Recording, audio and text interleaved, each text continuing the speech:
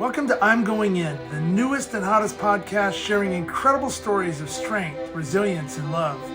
This podcast is about that moment when you face trauma or been knocked down and you decide, I'm going in. Whether it's to help yourself stand back up, to strengthen your faith, or to support others, this is where inspiration begins. Like and subscribe to my social channels and get ready to be uplifted as I introduce our next incredible guest on I'm Going In. Hello, everybody, and welcome back to I'm Going In. My name is Todd Blyleven, and I will be your host. And in fact, I'm not going to bring on a guest today. One of the things I wanted to be able to talk about today was coping with trauma and embracing resilience. And where this stems from is, as many of you know, my story of October 1st, 2017, of being the most traumatic event in my life. And what I went through, not only at the event, and you can always go back and look me up, go on my website at toddblyleven.com and watch the videos and check out the story. But it was traumatic. It was life-changing. It was horrible. I saw moments of inspiration and love and faith. And I saw pure terror and sadness and the worst that mankind can do to another human being. But how do you cope with that, right? How do you, knowing that you have an anniversary of your most traumatic event coming up, how do you cope with the feelings, the anxiety, whether it's PTSD that you might have, or it's just a severe depression or sadness or anger, irritation, knowing that this date that represents something bad that happened to you in your life is approaching on that calendar. It might be a day away, it might be 3 weeks away, it might be a year away, and you're just counting down those moments, not wanting that date to come back, but it is. And so how do you cope with those when it comes to the significance and the emotional weight that carries, the heightened anxiety, leading up to the anniversary? So I'd like to talk about my journey. I think that's important for at least me to share. I know that when I get out and I speak on stage, my speech is somewhat transformed from people wanting to know more about where my boots took me that night, although people still ask, what was it like? They want to know, what they can do to protect themselves. How do they prepare for something like that to happen if, God forbid, it does happen? What can you do security-wise, safety-wise, walking into an event? So I get a lot of questions around that stuff, but more people are focused on how I was able to stand back up and move forward in my life again, to walk tall again for myself, to embrace the therapy, embrace the support that, I wasn't really raised to do. Although I had a great, family in terms of my dad was always there for me. Would my dad have gone and jumped off a cliff for me? Of course. Would my mom have jumped off a cliff for me? Of course. Like, they would have done everything they could to protect me. But when it came to us sharing our emotions and not having this kind of no blood, no foul mentality, it's just not the way we were raised. It's not the way my dad was raised. It's not the way I think my mom was raised. Military family. My dad's family was, a molasses truck driver, plumber, strong people coming from other parts, the world, in Holland, and bringing that Scandinavian kind of toughness. My dad was a beast on the mound. I mean, he was a Major League Baseball player, tough, dust yourself off. We used to have some great basketball games where we'd be pushing and shoving each other. And of course, there was always love, and we never took it too far, right? But there was always a toughness. There was always a fun. You embrace the challenge. You keep moving forward. You let the other stuff go. And in this particular case, as we've probably all have encountered, when we have that moment of trauma in our life, we just can't let it go. You're never going to forget that moment. You're never going to forget that impactful moment in your life where you could not do it on your own. And maybe you're still trying to do it on your own. You're still trying to figure things out. You still have the nightmares. You still have the headaches. You still have the negative thoughts. God forbid, maybe you have suicidal ideation or some thoughts around ending your life. And we don't want that, right? Nobody wants that. We love you. We want you to be here. I want to be here, right? And so you put in the work by saying, okay, I'm going to raise my hand right now. I'm going to be brave. I'm tough. I've already checked off my tough boxes. A lot of you have heard me talk about that. I've worked with first responders, military, SEAL team. I've worked with a lot of different people, had tons of conversations, heard some incredibly challenging, horrible stories from teachers and regular people and business people and plane crash survivors and all these people, and go on my podcast. But that's just touching a few little micro amount of the people that are sharing their incredible stories of strength and resilience and empowerment. But I've heard a lot. People messaging me on Facebook or different things through Instagram. And you hear all these stories of trauma and sadness and hardship. But at the end, we've risen.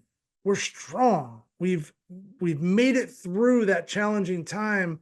And now probably the most difficult time is learning how to live again with peace and love and harmony in our life. And how do we do that?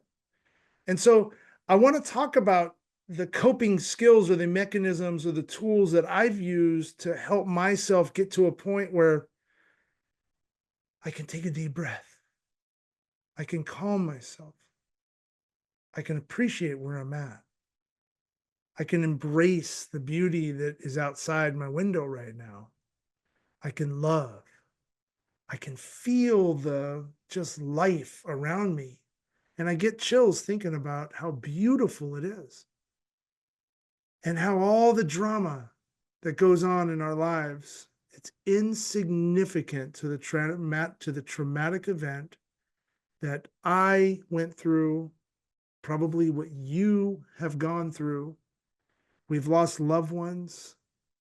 We sometimes get in the way of our own remembrance and our own tribute to remembering those that have lost their lives or that have passed, hopefully peacefully in our lives, because of our own selfishness, our own anxieties, our own will to try to get through it. The sun's going to come up tomorrow. It's all going to be okay. You're not the only one that's ever experienced this. Why are you acting this way? Why are you saying things like you're hurt or I don't want to hear your sadness? All these things that are so unempathetic and so, I don't know if this is a word or not, uncompassionate, not non-compassionate towards our fellow neighbors, our friends, our loved ones.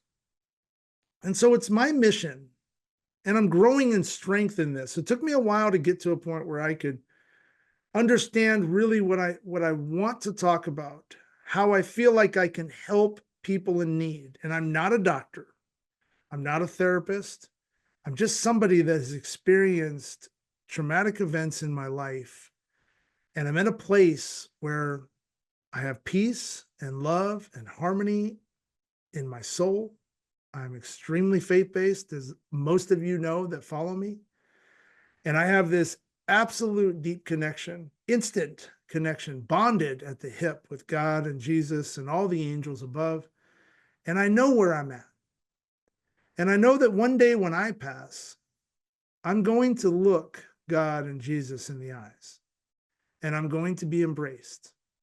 And my wings will unfold and I will fly. And I know that. I believe in that because I went through the hell down here. I said yes. I've been guided to learn more about my anxiety, how to cope with things. So I want to share that with you. I want to talk about how the last 3 weeks leading up to October 1st, which is the anniversary of the mass shooting in Las Vegas, where I was at, 2017, we had their 7-year anniversary this past few days ago. and what that's like. So my anxiety really starts to come up around September, beginning of September, believe it or not. It's not just doesn't happen the night of. I really start to feel things 3 weeks, a month out. I start losing sleep. I have insomnia. I call it my spidey senses. Okay. And I'm going to talk about this a little bit on what I refer to as trauma mapping. You can look up different things online about this. I've tried to really invest a lot of time into learning more about my anxiety levels and when I start to feel things. Where am I at? What am I doing? What kind of stress do I have on myself? I've really tried to be a student of my own feelings and anxiety levels. And I call it my spidey senses of when I feel like that trauma, which I view as a sphere out here. And so for those that are just listening, I'm shaping like a sphere in my hand to the camera to make it look like this science, the sci-fi type ball that's out in front of you floating about, maybe a couple feet out in front of you, maybe 10 feet, depending on how well you have a grip of your anxiety, but that's your trauma, right? That sphere represents the trauma in your life, the bad stuff, right? That's happened to us that we didn't ever want to go through. Maybe it's self-inflicted, but it happened and it's there and you can't forget it. That trauma is not going anywhere. It's in a steel case ball thing and it's floating and it's out in front of you and there's your trauma, right? And so as you go through these experiences in your life, you're going to start to feel maybe irritated, anxiety. You're going to have this lump in the back of your throat you just can't get rid of. Doesn't matter how much water you drink, it's just there. And you can feel this tightness on your chest, like, God, somebody's just sitting on me. Why am I feeling this way? And there's the irritation and the anger, and everything's coming out, and you're pissed off, and you just want to go punch something or do something else. And how do you then stop that anger and anxiety and being pissed and you want to throw things? How do you stop it and just breathe? Just relax. Just relax. Slow yourself down. Control yourself. Put yourself in another place. Put yourself in a comfortable beach somewhere, mentally mind mapping yourself to navigate around that anger, that irritation. Remove yourself from that anxiety state. Maybe you're in a conference, maybe you're in a classroom teaching, maybe just the noise that normally you hear every single day. But because you have this traumatic event coming up, this anniversary date, maybe someone lost their life and your mom or dad or your grandparents' death anniversary or heavenly anniversary is coming up, and you're just pissed. You're just mad. You can't sleep. In my case, it was the mass shooting. It's everything that I see. Now I'm seeing it over and over. The time when I held the woman in my arms and she passed, and that's 3 of those poor souls. And then listening and hearing a story that, the 2 people that I thought got out safely, I got them to the car quickly, they passed on a operating table with people trying to save their lives. And you think about all those moments, but then there was a lot of good stuff, right? So, but you don't, when that date is coming up, you don't always think about the good ones, the good times, right? Maybe you're at a outdoor event or whatever, and you're drinking beers and you're having fun and all these things, and then you got into a little car accident and it just really hit you, and you're like, God, that car accident totally messed me up, and I have anxiety over this now in driving, or whatever that is. You don't remember the 20 minutes before when you were having a great time. You remember the car accident, right? You remember the bad times, and that's what you're focusing on now. And you're like, oh God, I got to get past this anniversary and I've got to hurry up and get through this. I just want to get through it. Or maybe in my case with the shooting, like for me, I've got a lot of media, like people reach out, say, hey, thinking about you, praying for you. I have a great social following, and it's so supportive, and I appreciate all of that. And people need to do that. You need to reach out to those that are experiencing trauma or having some form of a trauma date or anniversary coming up, and it means a lot when you reach out and say, hey, just thinking about you, or I'm sorry that you're going through that today. It does mean a lot to that person knowing that they're not alone, right?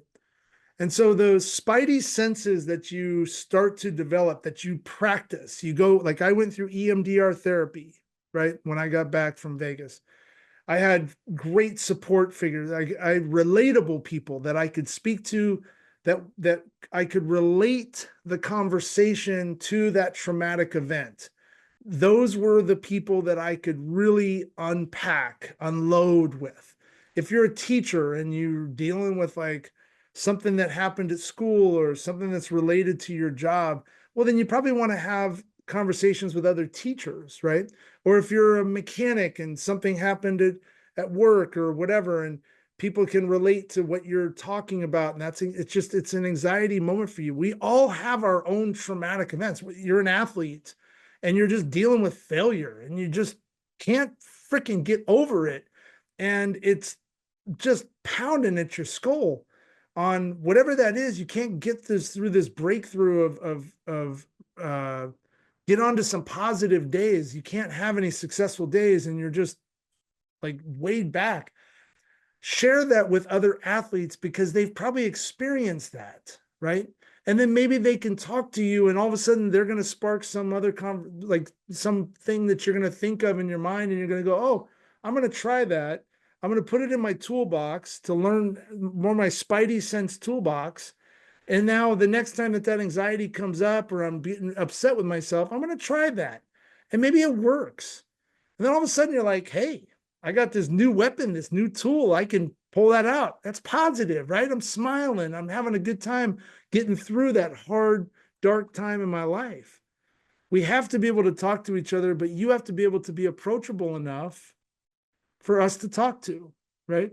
You got to be vulnerable in a state to where you're down, you're out, I'm open. I'm an open book, God. Please just tell me how I'm supposed to get through this moment. I'm financially struggling.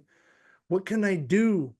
How am I going to do this extra thing? How do I get extra income or whatever? I'm sure there's other friends out there that are struggling too. What are you guys doing? Share with me some thoughts on maybe some different ways I can create income, or what can I do to downsize my life so I can live in this crazy world, whatever that is, right? We all have this anxiety amongst us, but we don't have to do this alone.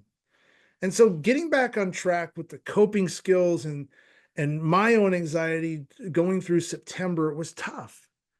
Every year is different. This year was pretty tough. I've got a lot of other things on my plate that I've got a lot of anxiety around, right?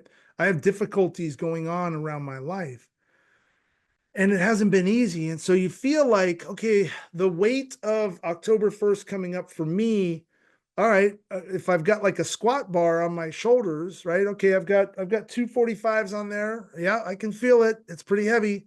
But then I've got life. I've got some other things. Okay, there's another 35, another 45 pounds. All right, I'm pushing. Okay, I'm still able. I can stand up. I'm balanced. Now I've got other things that are popping on, and oh my God, how am I going to lift this? I can't go down. Okay, I can stand up. I can hold the weight. I can hold the weight. And you find out more about yourself and your inner strength on how to hold the weight, but you can't move forward with the weight. I can't squat the weight. I can't get it up. It's too much, right? I can't do it on my own. All right, help. I want to go down. I want to go down. Okay, I need some help. I need Dave. I need Woody. I need my pals. Come on, guys. Help me out. Get me through this. All right, let's go down. Come on, let's lift. Everybody's lifting together. Okay, all right. Take off that 45 pound. I can't deal with this right now. How do I do that? Well, when you're in that anxiety state, take a break. If you can't concentrate at work and it's due to what's going on, because your mind's just constantly racing on that anxiety moment, that trauma is way back here now. That's fear.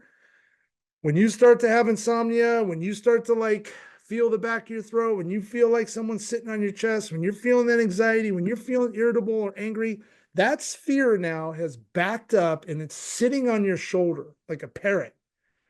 and a little arm comes out and it's literally like or a boot, and it's kicking you in the back of the head. Hey, remember me, remember me. You need to practice now how to stop what you're doing. Take some of that weight off in that instant moment. It's got to be instant. If I'm out at an event and I just can't deal with the noise, I need to go into the bathroom, because bathrooms are normally quiet, right? We've all been there, go to a concert or go anywhere, and you step into the bathroom, if there's noise outside, unless they have music playing in the bathroom, which usually it's more soft, but that's soothing too. But generally bathrooms are pretty quiet, right? And so I can go to the bathroom. All right, I can control my breathing. I can bring my anxiety level down. Just the 2 minutes of being able to do that and exercise your ability to control the trauma that's sitting on your shoulder. Take that deep breath. I did that example earlier here a few minutes ago where I was like, all right, I'm pissed, I'm angry, what's going on or whatever. Breathe. Relax. Just relax. I promise, if you relax and you embrace what's outside, you embrace the beauty of a butterfly floating in the air, you embrace life, you embrace the good things. If you're a grandparent, think about your grandkids. If you've got kids, think about them as little kids. That's the greatest time, right? When they're little and they rely on you and you're able to like go down and touch their little chins and hold their little fat fingers and all these things, right? It's a beautiful, beautiful time in your life, regardless of whatever anxiety and everything else and all the weight that's stacked up on that bar and everything that you have in your life. Those moments of love and glory and peace and harmony, they like just crush the anxiety, right? It's like a kryptonite and it just pushes it back. And that's all we're trying to do, is learn more about how our environment, what we step into when we do have anxiety. And I'll raise my hand. Hey, I have PTSD. I have anxiety a lot of times. I'm not all put together on the inside and great and everything else. I combat it every day with my ability to be able to put myself in a peaceful state of mind. So September, I'm got anxiety, all these things. I feel like, you kind of go in these waves where some days it's fine, I'm good, I don't even think about it. And then boom, there it is again. And so now on October 1st, I actually sat by the computer and I tried to work. I really, really tried to work. I told my boss, I told everybody, hey, this is where I'm at. I'm not going to be productive. They were super kind. Everybody understood, no, take the day off. But I really tried to work. I really tried to get some things done, answer some emails, whatever I could do. I probably got 10 minutes of work done in about 12 hours of work, right? Because I just couldn't concentrate. I couldn't do anything. I started getting to a point where I actually could understand why somebody has suicidal ideation. And the reason I got to that point was not that I was thinking about myself, because I'm done my work. I'm strong enough to stand up, to keep myself moving forward.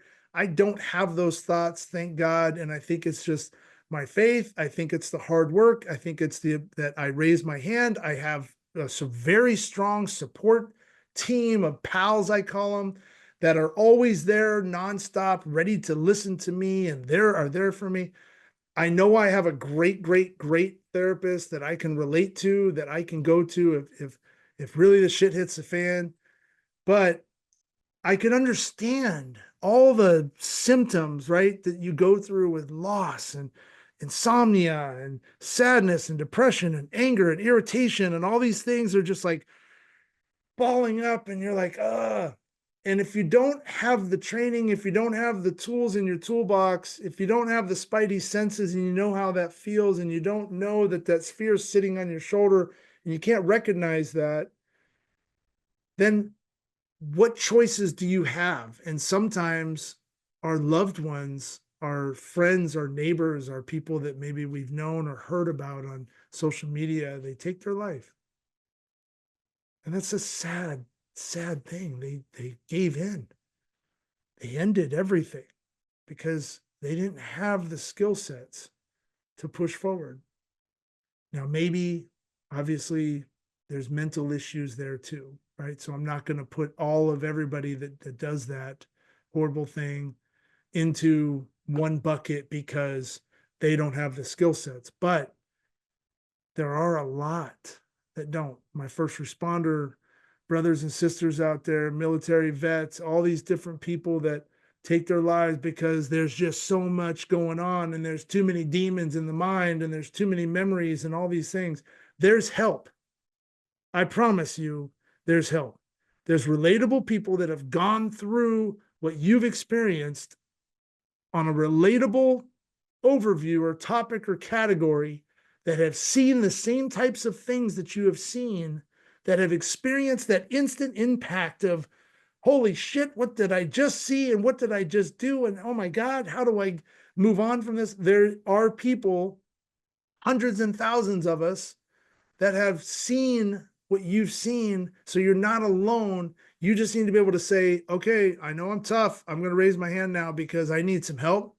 I need to be able to move on. So what did I do on October 1st? When my moment got to a point where my sphere, my trauma was literally sitting on my shoulder, I separated. I thought maybe this work stuff, it's just, I'm trying to like put my mind somewhere else and it's just too much. I have too much weight on my rack here. I'm trying to push up too much weight. I'm going to close my computer. I took off 2 45-pound weights. I'm going to just watch a movie. Maybe I'll just go and watch a movie, escape from reality for a little bit. I was still a little antsy, so I called my friend, called one of my pals, and just said, "Hey, man, can you just talk to me and just share some stuff, like what's going on in your life?" And it was great. We spoke for about an hour and a half. It was just nice hearing his voice. He asked how I was doing. I told him, I'm just in a little bit of a different place. Like, this year is kind of hard. He had some words of encouragement. I ended up talking to another buddy of mine. Next thing you know, it's nighttime. My son, and because people are traveling and all these things, so I ended up just hanging out with my son for a little bit. It was great, and then at nighttime, at the anniversary of the first shot, I poured a little whiskey in my glass. I don't drink a whole lot. Not by choice. I just don't that much anymore. And that's my own thing. And not to say that I don't enjoy a good drink, because I do, but I poured a little whiskey in my glass as a tribute. And I reflected on that moment. But by that time, I had done the right stuff to bring my anxiety level down. I called the right people. They answered. I have a list, right? So I would have just went down the list and called people just to talk. But I had alleviated the stress. I didn't have that feeling in the back of my throat. Somebody wasn't sitting on my chest anymore. I was at peace. And I reflected in a positive way and gave tribute to all of those that fell on that horrible night. I said a deep prayer. I probably prayed 30 times on that day, but I said a deep prayer and just thought about how, this world, and we just need more love in it. Love always wins. Positivity always wins. So I took my drink. I enjoyed it. It was nice. And then I went to bed. The next morning, I still had some anxiety. I slept a little nicer. The pain in the back of my neck and the back of my shoulder was subdued a little bit, which was really nice. And this is typical over the last 7 years, is what's been happening. And then I still had some anxiety. So I kind of took the day a little bit more half. I worked half the day. I was on call for some things. And then the next day, which was the 3rd, was a little bit better. And as of yesterday, I don't have any pain in my shoulders. I'm super great. I feel good. I'm ready to conquer. It's like a new year started, and let's go. It doesn't mean that I'm trying to forget, because I don't think that works. You can't forget your trauma. You have to learn how to live with it, right? So the spidey senses and all the things that, I've combated the anxiety. I'm just kind of reading some of the notes that I've put together for this episode. Really just want to make sure that I'm hitting on some of these at the end. But, I think the important part to all of this is just recognizing that we all go through trauma. We all have bad things that happen in our life, and we have to be compassionate to those that are experiencing their trauma in that given moment, whenever that is. But we're also not going to understand when you're going through that traumatic event if you don't tell us, right? You need to be able to talk. You need to be able to say, hey, I had a bad car accident. I had a bad incident happen. I was in a school shooting. I have a relatable story, whatever. It doesn't have to be that. My firefighters and law enforcement, I had a bad call. Don't try to eat that by yourself. You've got support. Police they need more help. They need more guidance on, you guys are all tough. Your men and women are all tough in blue. You need to be able to understand that there are tough people. There's combat vets, there's firefighters, there's others that have experienced a relatable feeling of what you just went through or circumstance. Talk about it. Tell us. It's okay. You're not going to lose your job, right? Today's society is now leaning more towards mental wellness and making sure that we're okay from a mental wellness perspective. And I call it more resilience, right? Resilience advocacy. Be resilient. Learn how to live with your trauma, keeping it out there. Empower yourself to where you get to a point where not only are you physically strong, but you're also mentally strong. And when you're that way, you're a damn lion.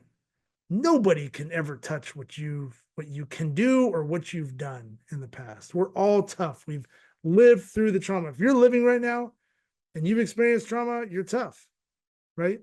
So I really appreciate your attention here. It's a long time to listen to me talk, but I wanted to at least share where my mind goes leading up to my traumatic anniversary date and where it goes after.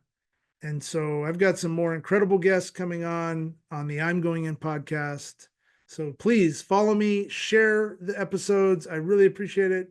Looking for more and more sponsors to help me amplify these types of messages, stories of strength and resilience. Follow me on my social media channels. I'm going to be putting up some more inspirational and motivational thoughts that I'm working on right now. And then, of course, if you have a school, a university, a sports program, a business, a conference coming up, and you think that I would be a good speaker and provide a positive message of strength and resilience and empowerment to your audience, to your students, to your athletes, please reach out to me. You can go on my website at toddblyleven.com and check it out. I love to get up on stage. I'm able to grab the hearts and souls of people through my story, but it's the aftermath, the walk of resilience and compassion and empathy. Also, too, if your church is ever looking for a speaker, I've got a powerful, powerful faith-based speech that I love to talk about and just share my connection to God, Jesus, and all the angels above. So thank you again for listening. I really appreciate it. It's been therapeutic for me to talk about, but God bless everybody. And just remember that love wins.